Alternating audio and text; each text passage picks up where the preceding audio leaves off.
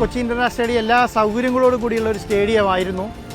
അതിൻ്റേതായ കുറേ അറ്റകുറ്റപ്പണികളും കുറേ നാളുകളായിട്ട് നമ്മൾ ഇൻ്റർനാഷണൽ മാച്ചുകൾ കളിക്കാത്തതിൻ്റേതായ ചെറിയ പ്രശ്നങ്ങളുണ്ടായിരുന്നു. കാരണം നമ്മളിവിടെ ISL കളികളാണ് നടത്തിയിട്ടുള്ളത്. പിന്നെ അണ്ടർ 17 2017 നടത്തുമ്പോൾ ഉണ്ടായിരുന്ന സാഹചര്യങ്ങൾ അപ്ഡേഷൻസ് മാത്രമേ നടത്തിയിട്ടുള്ളൂ. പക്ഷേ നമ്മളെ സംബന്ധിച്ചൊരു അണ്ടർ 17 കളിയിനേക്കാളും വലുതായിട്ട് തന്നെ ഇതിനെ നമ്മൾ കാണേണ്ടി വരും. ലോകകപ്പ് നടക്കുമ്പോൾ എങ്ങനെയായിരിക്കുമോ ഒരു സ്റ്റേഡിയത്തെ നവീകരിക്കേണ്ടത്, അതുപോലെ തന്നെ നവീകരിക്കേണ്ടത് ഈ സ്റ്റേഡിയത്തെ സംബന്ധിച്ച് അത്യാവശ്യമായൊരു ഘടകമാണ്. അപ്പോൾ അതിനുവേണ്ട എല്ലാ സജ്ജീകരണങ്ങളും ഒരുക്കുക എന്നുള്ളതാണ് ഇതിൻ്റെ ഏറ്റവും പ്രധാനപ്പെട്ട കാര്യം എന്ന് പറയുന്നത്.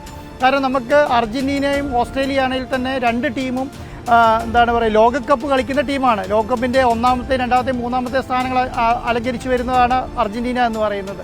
അതുപോലെ തന്നെ ഓസ്ട്രേലിയ എന്ന് പറഞ്ഞാൽ 25ാമത്തെ റാങ്കിങ് അലങ്കരിച്ച് വരുന്നതാണ്. അപ്പം അർജൻറ്റീനയും ഓസ്ട്രേലിയയും തമ്മിൽ എന്ന് പറഞ്ഞാൽ ഒരു ലോകകപ്പ് എങ്ങനെയാണോ കൊച്ചിയിൽ കാരണം ഇനി ആകെ 2026 ജൂൺ ജൂലൈയിലാണ് ലോകകപ്പ് നടക്കാൻ പോകുന്നത്. അപ്പം അതിന് മുൻപുണ്ടായിരുന്ന അവസാന ഫ്രണ്ട്ലി മാച്ചുകളാണ് കേരളത്തിന് നമുക്ക് അനുവദിച്ച് കിട്ടിയിട്ടുള്ളത്, ഫിഫ റാങ്കിൽപ്പെട്ട ഫിഫ വിൻഡോയിൽ കിട്ടിയത്. അപ്പോൾ അതിനനുസരിച്ചുള്ള കളികളായിരിക്കും ഇനി അങ്ങോട്ട് ഉണ്ടാവുക. അപ്പം നമുക്ക് ശരിക്കും പറഞ്ഞാൽ അതിനനുസരിച്ച് സ്റ്റേഡിയം ഉണ്ടാക്കുക എന്നുള്ളത് തന്നെയാണ് നമ്മുടെ ഒരു ടാസ്ക്. നമ്മളെ സംബന്ധിച്ചിടത്തോളം 30 ദിവസമാണ് നമുക്ക് നമ്മുടെ മുൻപിലുള്ളൂ. 30 ദിവസം കൊണ്ട് നമ്മളൊരു സ്റ്റേഡിയത്തെ ഒരു ഇൻ്റർനാഷണൽ ലെവലിലേക്ക് ഉയർത്തുക എന്ന് പറഞ്ഞാൽ വളരെ ശ്രമകരമായ ജോലിയാണ്. പക്ഷേ നമ്മളത് പൂർത്തീകരിക്കും. വലിയ രീതിയിലുള്ള സന്നാഹങ്ങൾ നമ്മളിതിനു വേണ്ടി ഇവിടെ ഒരുക്കിയിട്ടുണ്ട്. അതിനുള്ള ടീമുകൾ ഓൾറെഡി വർക്ക് സ്റ്റാർട്ട് ചെയ്തു.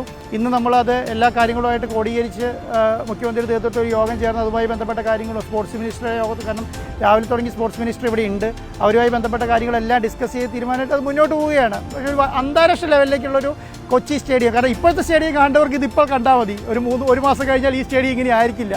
വലിയ മാറ്റങ്ങളുണ്ടാകും കൊച്ചി സ്റ്റേഡിയത്തിനകത്ത്.